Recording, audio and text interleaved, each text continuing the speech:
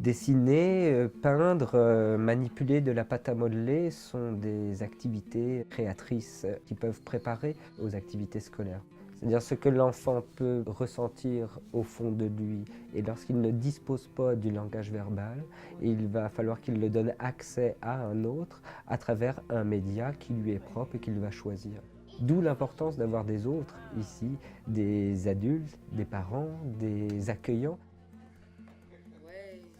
À la Maison Buissonnière, nous ne donnons aucune direction quant à la représentation que doit prendre un dessin d'enfant. Nous allons le laisser figurer de façon libre, ce sur quoi il a envie de nous amener.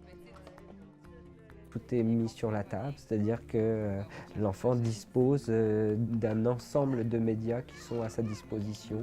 Le dessin, la pâte à modeler, le jeu, les livres. Et c'est l'enfant qui va choisir par lui-même ce vers quoi il a envie de tendre.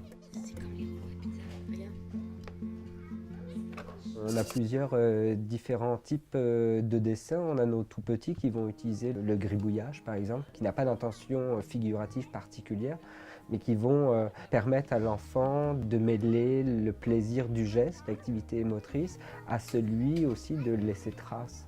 Et on peut penser que laisser trace, c'est une façon aussi de pouvoir entrer dans l'écriture et dans la lecture et finalement de se préparer à ce qui va advenir à l'école. Les dessins évoluent en fonction du développement de l'enfant. On va souvent avoir au tout début ces gribouillages.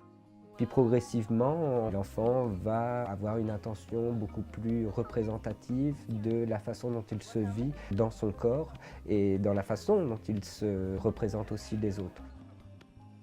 On peut toujours imaginer qu'à travers le dessin, le jeu, l'enfant va essayer de représenter quelque chose de son inconscient, en tout cas d'une question qui lui est éminemment personnelle et qu'il va essayer de traiter, encore une fois, avec un langage qui lui est propre, un langage qui n'est pas verbal, mais qui est un langage dont il dispose et dont l'autre, l'adulte ou l'accueillant, a à entendre quelque chose.